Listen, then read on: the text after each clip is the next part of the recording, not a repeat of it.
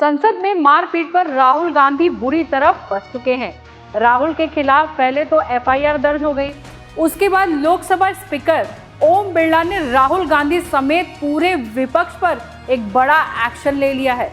राहुल गांधी अपने साथ साथ पूरे विपक्षी दलों को ले डूबे। ओम बिरला ने एक बड़ा आदेश जारी कर दिया, जिसमें साफ साफ कहा विपक्ष का कोई भी नेता संसद के गेट पर प्रदर्शन नहीं करेगा।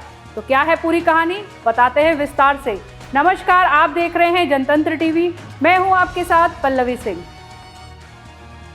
संसद धक्का मुक्की मामले में कांग्रेस नेता राहुल गांधी पर गुरुवार रात संसद मार्ग थाने में एफआईआर दर्ज हो गई है। इस एफआईआर की जांच दिल्ली पुलिस की अपराध शाखा करेगी। उनके खिलाफ भारतीय न्याय संहिता की धारा 117, धारा 115, धारा 125, धारा 131, धारा 151 के तहत एफआईआर दर्ज की गई है। पुलिस मामले के सिलसिले में पूछताछ के लिए राहुल को बुला सकती है। बता दें कि गुरुवार सुबह लोकसभा में नेता प्रतिपक्ष संसद की कार्यवाही में हिस्सा लेने के लिए पहुंचे थे। सदन में प्रवेश करते समय उनकी भाजपा सांसदों के साथ धक्का मुक्की हो गई। भाजपा का आरोप है कि इस धक्का मुक्की में उसके दो सांसद प्रताप सारंगी और मुकेश राजपूत घायल हो गए। ओडिशा में आने वाले भाजपा सांसद सारंगी के सिर पर टांके लगे हैं। दिल्ली के राम मनोहर लोहिया अस्पताल में दोनों सांसदों का इलाज चल रहा है।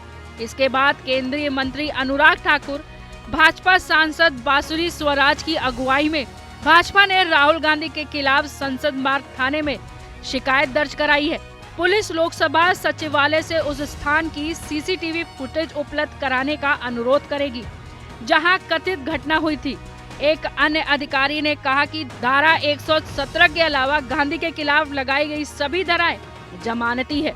धारा 117 के तहत सजा चोट की गंभीरता पर निर्भर करती है। 7 साल से लेकर आजीवन कारावास तक हो सकती है। संविधान निर्माता BR अम्बेडकर के कथित अपमान को लेकर बृहस्पतिवार को संसद भवन में मकर द्वार के निकट सत्ता पक्ष और विपक्ष के सदस्य एक दूसरे के सामने आ गए और जमकर नारेबाजी की। इस दौरान विपक्ष और राजग सांसदों के बीच हुई धक्का मुक्की में पूर्व मंत्री प्रताप चंद्र सारंगी और लोकसभा सदस्य मुकेश राजपूत घायल हो गए। भाजपा ने राहुल गांधी के खिलाफ पुलिस को एक शिकायत देकर उन पर संसद परिसर में धक्का मुक्की के दौरान शारीरिक हमला और उकसाने में शामिल होने का आरोप लगाया।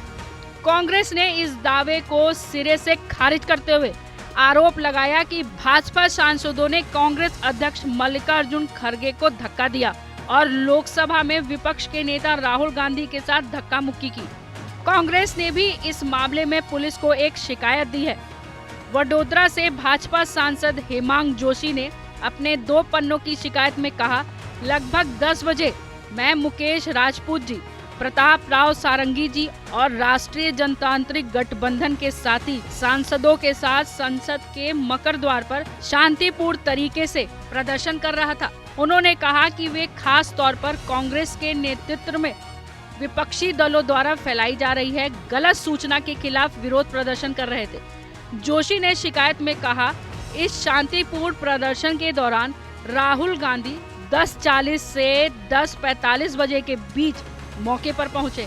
निर्धारित प्रवेश मार्ग से जाने के लिए सुरक्षा कर्मियों के अनुरोध के बावजूद राहुल गांधी ने विरोध प्रदर्शन को बाधित करने और राजग सांसदों को शारीरिक रूप से नुकसान पहुंचाने के दुर्भावनापूर्ण इरादे से निर्देशों की अनदेखी की और शांतिपूर्ण प्रदर्शनकारियों की ओर बलपूर्वक बढ़े।